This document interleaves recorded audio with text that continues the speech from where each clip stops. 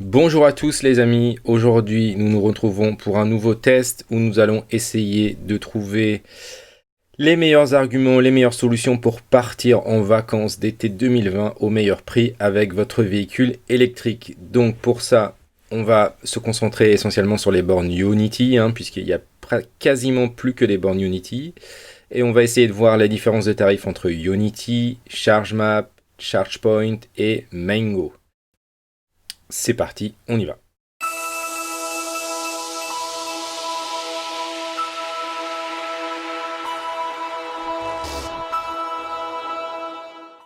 Alors tout d'abord, les bornes Unity, c'est celles qu'on va retrouver essentiellement en France et en Europe sur les charges rapides. Donc il y a deux types de bornes, il y a des bornes plus de 50 kW et il y a des bornes moins de 50 kW. Alors dans les plus de 50, il y a des 150, mais maintenant on arrive plutôt sur des bornes qui vont jusqu'à 350 kW. Donc ça, toutes les voitures n'acceptent pas ça. Tesla, Audi et quelques autres, et puis la plupart quand même sont en dessous de ça.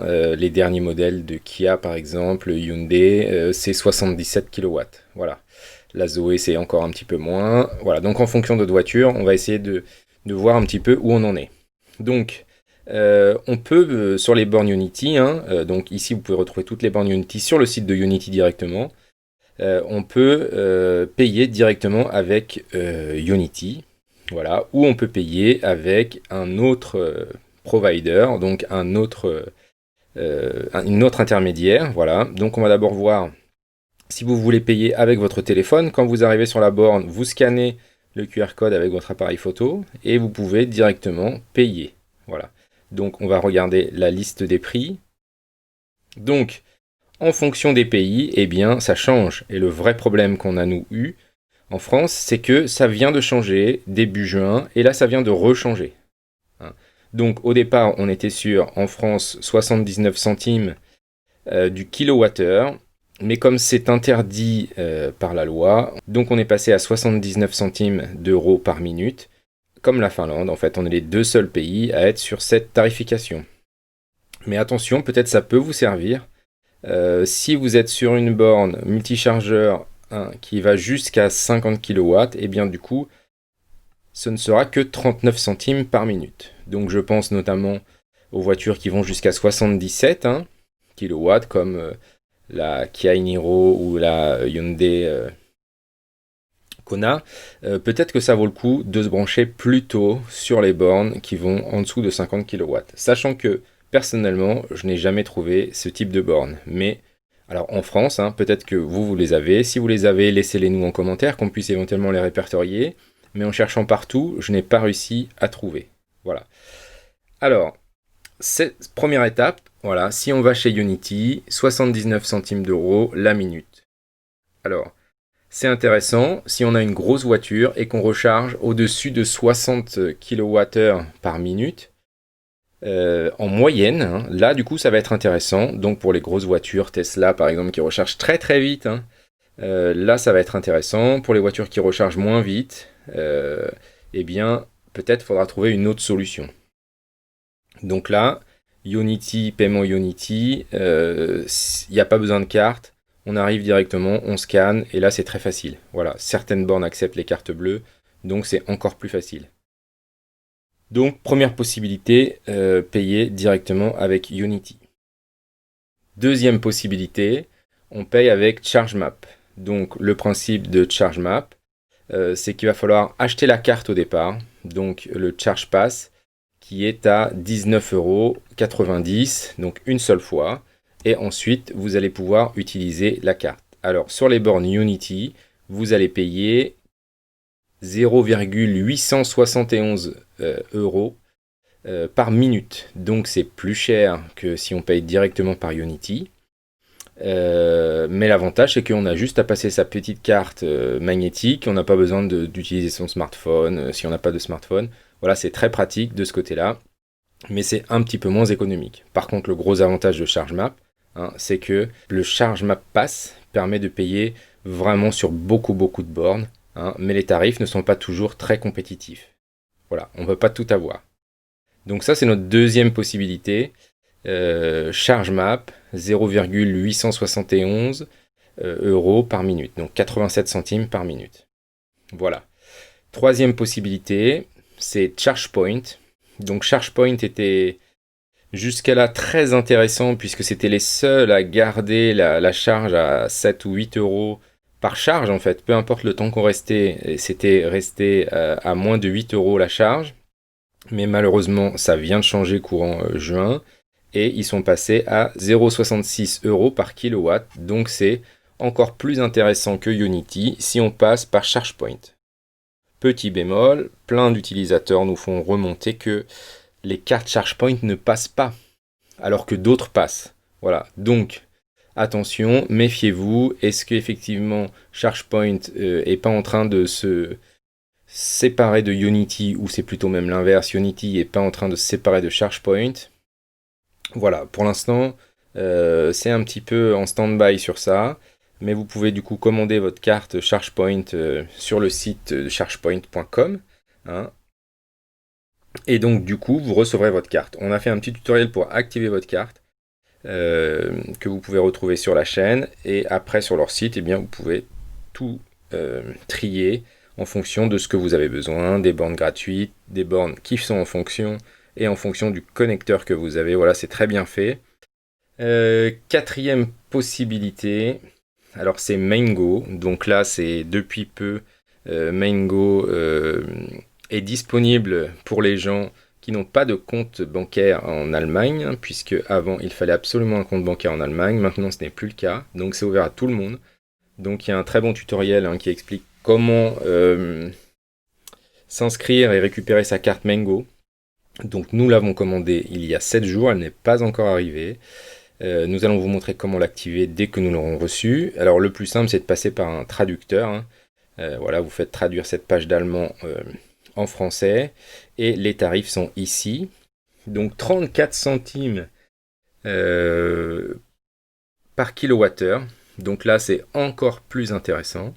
Mais par contre, il faut rajouter 10 centimes par minute. Voilà. Ça reste quand même l'offre la plus compétitive en ce qui nous concerne. Après, il faudra bien détailler en fonction de votre voiture spécifiquement. Donc, globalement, pour les gens qui ont une voiture entre 50 kW et 100 kW, Mango, c'est vraiment le plus intéressant. Voilà. Alors, une fois qu'on a vu un petit peu le tour de tout ça, pour être sûr et certain à 100%, il faut utiliser ChargePrice. Donc, par exemple, ici, je me suis mis sur la borne qui est à Nemours, sur l'autoroute A6. Et donc, en fonction des critères que vous avez renseignés, donc par exemple ici, on a rajouté notre voiture au départ. Donc, si je reviens en arrière, hop, dans les paramètres, eh bien, il faut mettre votre véhicule. Parce qu'en fonction de votre véhicule, ça ne va pas donner la même chose. Regardez, si vous voulez, on fera un petit test. Donc, les tarifs sans abonnement, puisque nous ne voulons pas d'abonnement. Montrer les prix des clients opérateurs non plus, voilà, il faut bien cocher. Rapide seul, puisque là le but c'est de recharger vite sur l'autoroute, notre tutoriel, c'est pas du tout de faire les charges lentes pour la vie quotidienne. Après, si jamais vous avez des forfaits, eh bien vous pouvez les cocher. Voilà, donc là vous avez tout un tas de forfaits à cocher. Et ensuite, OK. Voilà, on choisit sa borne, ici Nemours, en haut à droite. Et ensuite, ben voilà, par exemple, je recharge de 12 à 80%. Normalement, vous savez que sur les charges rapides, il faut aller jusqu'à 80%, mais pas plus, puisque sinon, ça n'a pas d'intérêt financier ni d'intérêt en fonction du temps. Donc là, ce qu'on s'aperçoit avec un Kia e-Niro, c'est que, eh bien, avec Mango, ça va me coûter 18,66 € pour recharger de 12 à 80%, ce qui correspond à 48 kW, et ça rechargera en moyenne à 60 kW. Donc c'est une estimation, et ça nous prendra 48 minutes. Voilà. Donc là, Mango 18,66, ChargePoint 31,68. Donc déjà là, c'est presque du simple au double. Après, si on prend, alors il y a beaucoup de choses étrangères. Après, si on prend Unity, donc ça nous reviendra à 38,71 €. Et si on prend ChargeMap, ça nous revient à 83,96 €. Donc là, je ne sais pas pourquoi ils ont 51% sur le temps et 49% par kilowattheure. C'est pas les tarifs que j'ai trouvés sur ChargeMap, mais il doit y avoir une explication que nous n'avons pas pour l'instant. Alors après, on peut varier, hein. On peut dire, bah non, moi je veux absolument aller à 100%, et donc là, ça nous met à jour automatiquement les tarifs. Voilà. Alors, juste pour le petit test, hein, hop, on va changer de véhicule, on va se mettre en Tesla Model 3 Long Range, et du coup, on va refaire la même chose. Tac. Voilà, et je vais aller rechoisir ma borne ici. Et on va voir ce que ça donne. Voilà, si on va de 12 à 86% avec une moyenne à 109 kW, eh bien c'est encore Mengo Energy. Alors c'est si on va à 109, hein, mais j'ai vu certaines Tesla qui rechargeaient ou certaines Audi qui rechargeaient à beaucoup plus que 103. Et donc là, du coup, à mon avis, le Ionity ici va passer devant le Mengo Energy. Hein. Si on charge encore plus vite que ça, eh bien, si on charge à plus de 100, hein, si votre voiture elle charge à plus de 100, je dirais plus de 120 par rapport au calcul, hein, eh bien, il va falloir absolument payer avec Ionity puisque c'est à la minute.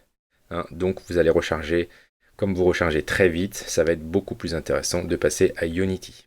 Alors, si on fait un petit peu le bilan des recharges, alors on a déterminé plusieurs cas. Premier cas, si je recharge en très rapide à plus de 60 kW de moyenne, dans ce cas-là, il va falloir plutôt choisir ChargePoint. Si je recharge à plus de 120 kW de moyenne, il faudra choisir plutôt Ionity.